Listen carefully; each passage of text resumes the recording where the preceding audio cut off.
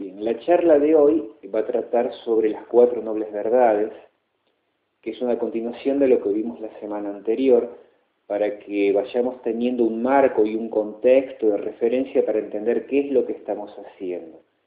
Ya que la práctica del Zen, aunque el Zen trasciende a todo ismo, o budismo, o cristianismo, o cualquier ismo que sea, pero el Zen se gestó, se desarrolló, se formó dentro del seno del budismo.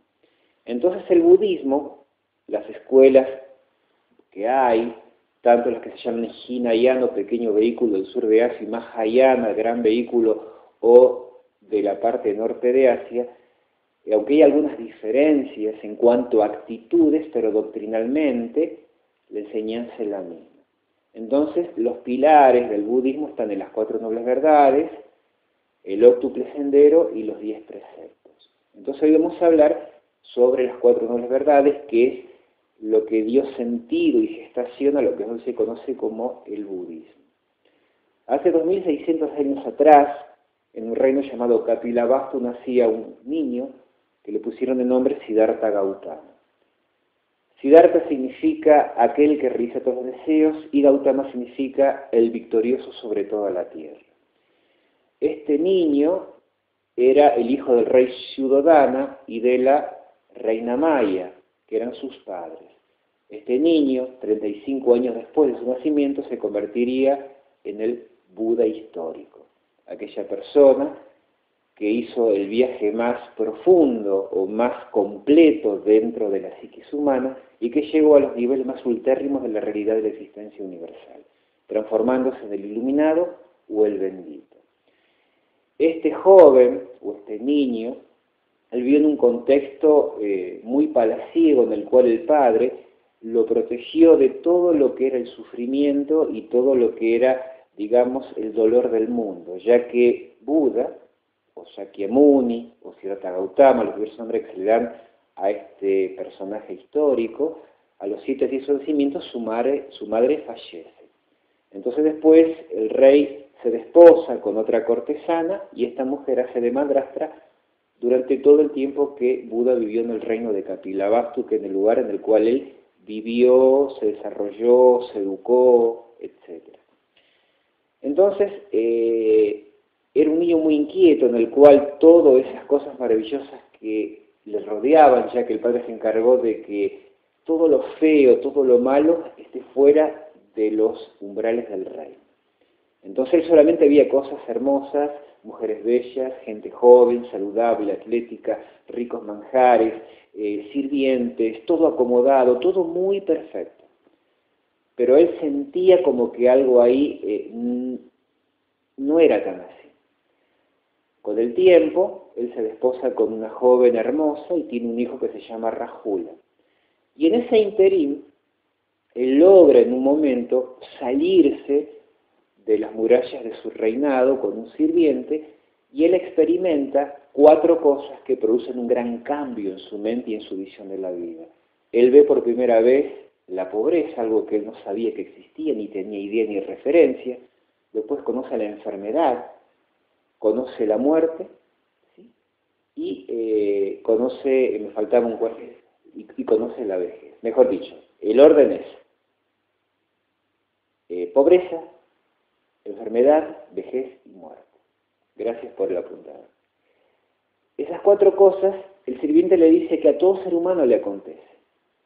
Capaz que la enfermedad o la vejez puede ser que no, pero la muerte sí. ¿Por qué digo que no? Porque capaz que uno se muera joven, no conoce la vejez, capaz que no conoce la pobreza tampoco, pero la muerte sí la conocemos. No hay nadie que haya escapado a la muerte. Esas cosas le producen una gran conmoción y él es como que veía de que todo lo que uno haga, sea lo que sea, tarde o temprano esas cosas nos tocan. Y eso a la vez generaba un malestar, una insatisfacción muy profunda, que él quería ver si había alguna manera de poder escapar o salirse de todo eso. Entonces él abandona a su esposa, a su hijo, a su reino, y comienza a hacer la vida de una asceta. ¿Por qué la vida de una asceta? Porque justamente entre esas 4 cosas que ve aparece una quinta. Él ve a un monje rapado con un manto amarillo y le pregunta a su sirviente quién era esa persona. Dice, es una persona, un monje, que busca el camino de la paz, el camino de trascendencia, y es una persona que está buscando el sentido de la vida, y él dice, eso es excelente, eso me interesa y me gusta. Entonces él agarra y toma esa vida, se corta el pelo, se rapa y comienza un camino de ascetismo. En ese momento, en la India de aquella época, había mucha agitación de maestros espirituales, lo cual implicaba de que él tenía mucho campo de acción para poder encontrar diversas escuelas y métodos para encontrar la trascendencia.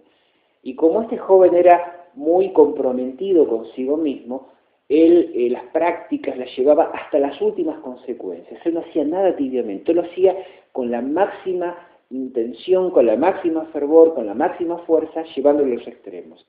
Y él experimenta a través de varios maestros el camino completo. Y ella, al llegar al final de ese camino místico, espiritual, él encontraba que otra vez volvía la insatisfacción, la ansiedad, la angustia, es decir, que él no encontraba la liberación. Hasta llegó al punto que él llegó a un grado de tanto ascetismo que estuvo a punto de morir debido a que quedó tan flaco de abstenerse de la comida, de mortificar su cuerpo para ver si podía haber una forma de trascenderlo, que él, en ese momento extremo, él recordó las palabras que había escuchado hace mucho tiempo atrás de un músico, donde este músico le decía a su discípulo, si la cuerda está demasiado floja, la nota no suena, pero si la cuerda está demasiado tensa, se corta. Entonces hay que buscar el término medio, donde el sonido es armonioso y perfecto. Entonces él en ese momento dice, claro, eso es lo que hay que hacer, buscar el camino medio, ni el extremo ascetismo, ni la extrema comodidad, sino el punto justo. Entonces a partir de ahí, él comienza a comer y decide sentarse bajo una higuera sagrada, a meditar, buscando ese camino medio, y él se dice, hasta que yo no encuentre liberación, de aquí no me muevo. Entonces, al cabo de 7 días, él obtiene lo que se conoce la iluminación, y él despierta. Cuando él despierta, tiene un interrogante, dice, ¿cómo explicar esto a las personas? Ya que habiendo tantos caminos, y que nadie lo haya podido encontrar como yo lo encontré ahora, iba a ser muy difícil transmitirlo. Y en un momento él decide capaz que no hacerlo y quedárselo como para él, pero él sintió como que eso no era lo correcto, que esto era demasiado bueno, demasiado, profundo para quedárselo él. Entonces él decide compartirlo. Y lo primero que hace es buscar a 5 compañeros que él tuvo en un momento de práctica y les transmite estas enseñanzas. Y ese primer discurso se lo tituló, o se lo conoce como el giro de la rueda de ley, en el cual, en ese primer discurso, él establece las 4 dobles verdades, que es el fundamento del budismo y de toda escuela de budismo.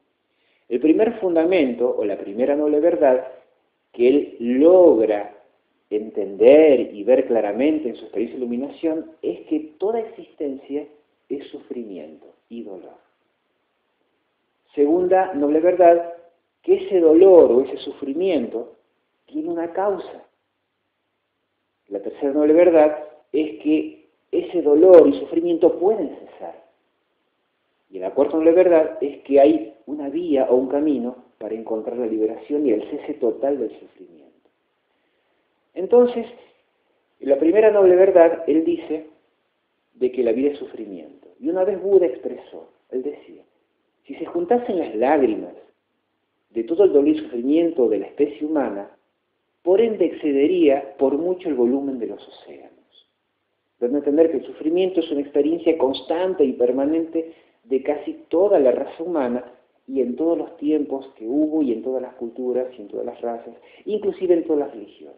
El sufrimiento es una constante permanente, la cual trae como un despropósito a esta vida, ya que cuando uno contempla la naturaleza y el universo es extremadamente bello y maravilloso, hay posibilidades infinitas para poder ser felices y sin embargo el sufrimiento es la constante. Y lo que casi siempre prepondera en nuestro diario vivir. En la segunda noble verdad, él habla de que hay una causa, y esa causa él la define como el apego y el deseo. Entonces, él describe lo que se llaman los 12 nidanas o las 12 cadenas causativas que producen justamente lo que se llama el samsara, que es una rueda eterna o infinita, se lo puede llamar así, de nacimiento y muerte, donde renacemos permanentemente, pero nunca salimos del círculo vicioso que siempre nos trae hacia el centro del sufrimiento y nunca encontramos la paz, la luz ni la liberación total. Por eso, en las charlas que vamos a hacer la próxima semana y las que continuamos a ir tratando punto por punto sobre esto. Es decir, la clase que viene vamos a hablar sobre los nidanas, que son los 12 eslabones de la causación, ¿no es cierto?, de la existencia esta mundanal y fenoménica que nos trae el sufrimiento, que es lo que se llama en el budismo el originamiento dependiente.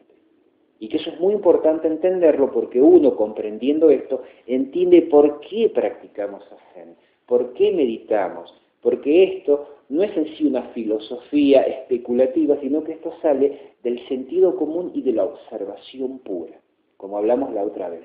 Buda pudo ver la naturaleza de las cosas sin interferencia, y cuando uno la ve, se hace evidente por sí mismo, y él ahí descubre y explica los nidanas, los 12 eslabones de causación que traen el sufrimiento en este plano. El primer punto él le llamaba yati, que es el nacimiento, y el último se le llama vidya, que es la ignorancia, lo cual trae por ende este sufrimiento que todos los días los seres humanos experimentamos, como diría Cristo, el pan nuestro de cada día. Entonces, en la tercera noble verdad él habla sobre que el sufrimiento puede cesar. Y en el cuarto noble verdad él habla que hay una vía, y esa vía en el budismo se llama el óctuple noble sendero, del cual también en las clases sí vamos a explicar cada uno de esos pasos del óctuple noble sendero, los cuales son la recta visión, el recto pensar, el recto hablar, ¿sí?, la recta intención, el recto esfuerzo, el recto modo de ganarse la vida o de vivir la vida, está en la recta atención y la recta concentración, ¿sí?, los cuales son tres áreas. Una se le llama Shila, que significa el código ético moral. Después está Pragya, que significa la sabiduría, y después está Samadhi, que se refiere a la experiencia mística liberadora total que se induce a través de la práctica del Zen o la meditación. Entonces, todo esto nos da un marco de referencia para poder entender por qué hacemos esto y qué actitud debemos tomar, porque si uno practicase solo el Zen, sin ningún marco de referencia, es como que sería muy difícil saber por dónde tenemos que viajar. Porque estas óctuples camino o sendero se tienen que dar simultáneamente en la práctica del Zen, como es la recta visión, el recto pensar, el recto hablar, ¿sí?, la recta acción, el recto modo de vivir, ¿no es cierto?, y las demás cosas que se suceden. Porque uno puede practicar esto sin ningún tipo de orientación. Por esa razón, Buda específicamente enseñó claramente las 4 nobles verdades, las causas del por qué llegamos al deseo y al apego, y los 8 pasos para encontrar la liberación total. Después de eso, ya mucho más adelante, que esto está muy contestado entre contestación, están los 10 preceptos, los cuales nos dan la estructura del edificio en el cual tenemos que edificar nuestra vida. Y que al final, si se puede hablar de un final, porque realmente en el plano del ser no hay un tiempo lineal, es como que encontramos la liberación final o el nirvana, que es la cesación total, y significa nirvana, de todo sufrimiento, de todo apego y de todo dolor. Entonces, esto es lo que fundamenta el budismo. Las 4 nobles verdades, las causaciones que llevan al deseo y el octuple noble sendero. Entonces vamos a repasar. Primera noble verdad, la vida es sufrimiento. Segunda noble verdad, que la causa del sufrimiento es el apego y el deseo. Tercera noble verdad, que el sufrimiento puede cesar. Esa es como la buena nueva, la buena noticia, que puede cesar. Y la cuarta, que hay una vía